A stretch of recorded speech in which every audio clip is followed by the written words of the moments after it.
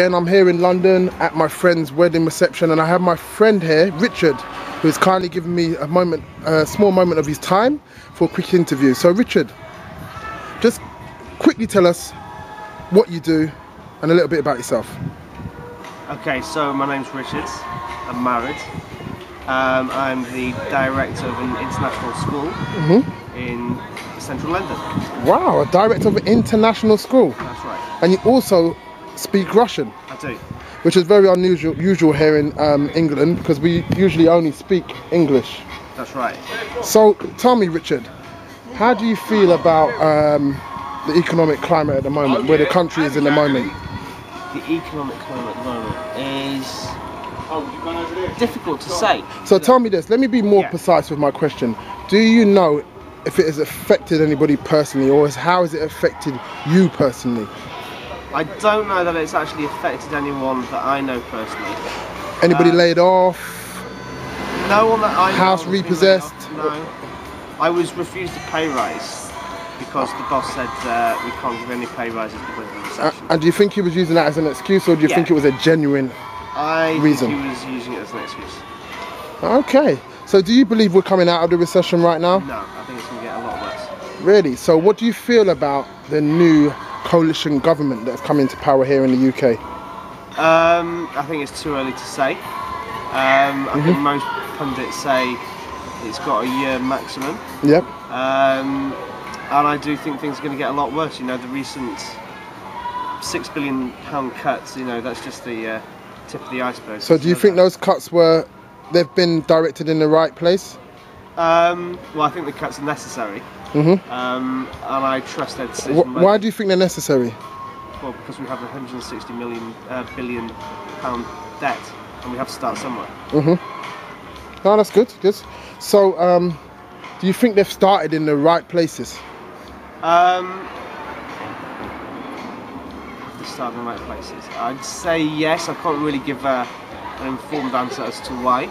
Because you know, I've heard, like, I was away for the last 2 weeks, but while I was on Facebook, I was seeing updates saying that they were going to stop child welfare for the high earning people, and something about the child award scheme. I don't know what that is. To be honest, I don't know what the details are.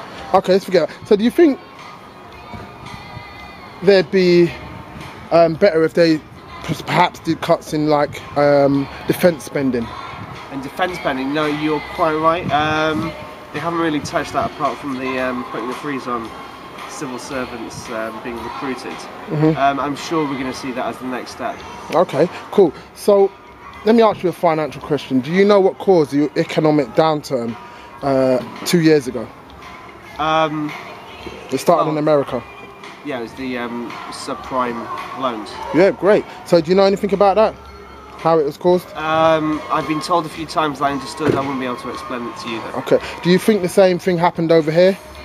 With regards to, do we have a subprime sort of market over here? You know, it goes back a lot earlier than that. I think, for example, the self-certification mortgages, they were part of the... Self-cert, yeah.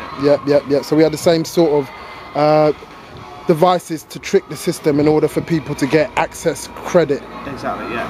So tell me something, talking about credit, what do you think about credit? Do you think it's a bad, evil thing? Credit stroke debt?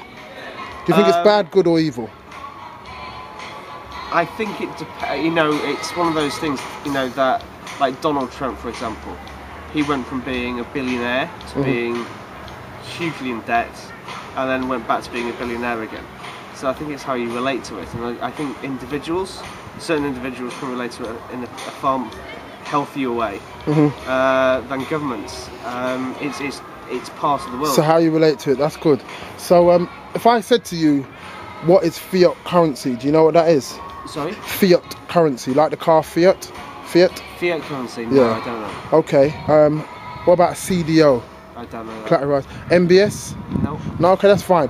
So if somebody asks you now if I should invest my money into gold, would you say yes, that's a good investment, or bad? I've been told that's a good investment to make. Okay. Now you speak Russian. Yeah. Have you had the opportunity to see what the impact of the economic climate has had in Russia? Not really. Would you ever think of immigrating to Russia? Not now. Not now. So Do you believe we're out of the recession? Did I answer that not before? at all. You don't? No. So what do you think will help us get out? A lot of austerity, getting used to many more cutbacks. So what do you feel would happen if we had the same austerity measures put in place here as they did in Greece? Do you think people will take to the streets as they've done there? Well, it depends what happens to the pound. You know, we're not part of the European Union, so well, we are part of the European Union, but not part of the Eurozone. Yeah. No, we've been told that, you know, the next country that could get affected could well be, you know, the UK or Ireland or Spain or Portugal. Yeah, it could well happen. Cool. So, define your definition of the difference between an asset and a liability. An asset and a liability. Well, an asset is something that you're sitting on that is appreciating in value, and a liability is something that you're sitting on that is depreciating in value. Okay. And what is your definition of wealth? Wealth. What does wealth mean to you? Yeah. Wealth is probably the measure of how healthy your relationship to money is. Okay. Or abundance or success. Okay. So, do you consider yourself successful? Not just on a money merit, but you know. Sometimes yes, but in most cases no. Okay. So, tell me something. Do you think Great Britain is still great? I think that's good music. I think there's an essence of it that has been lost. I think Great Britain has got a lot to clear itself about in relation to World War II. It's obviously not the same country it used to be, and I think it's lost its identity and where it wants to go in the future. Yeah.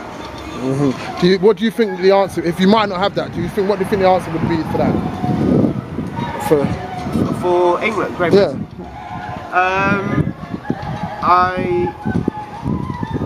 You know, it's very difficult. You know, there was a time when Great Britain used to be, in terms of buying and selling, a country that could sell as good as any other country, especially in the 19th century. Now, that seems to have been lost, and that the Americans have taken over in terms of selling things. What, the Americans and not the Chinese? Well, the Chinese, yeah, especially, but you know, I think the 20th century was the century of the United States. So it started, right, okay. This century is going to be the century of China, and probably the 22nd century will be the century of India. So how are we going to compete against the Chinese and the West and the East? And the West? I think we'll have to go through a very painful process in order to identify ourselves again in a successful and healthy way. So you talk about a process. How do you personally deal with change? In your life? Badly. Really? Yeah. That's honest of you. How do I deal with change? Well, it's always a painful process, and you've constantly got to be open to creating something new, because you can be informed by the past, but then again, you know, some things that get lost take a long time to get rediscovered again. I understand.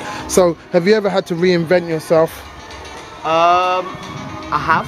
I haven't had to. I've chosen to. Do you believe that Great Britain and as a community, us as a community in Britain, we can reinvent ourselves through innovation and creativity? Do you think that's possible? For sure, yeah. And what are you doing personally to have that happen? At the moment, struggling with that one. Okay. Look, Richard, thank you very much for your time. I know we've had a great interview. The last thing I'd like to say to you and ask you, do you believe personally that you're a success story or you're a success? Sometimes yes, sometimes no. Okay, Richard, I appreciate your time, and I know you're a very learned man and you continue to learn and grow, so keep on growing and keep on learning. Thanks a lot. How do you say goodbye in Russian, by the way? До свидания. I'm not going to try and repeat that. Goodbye.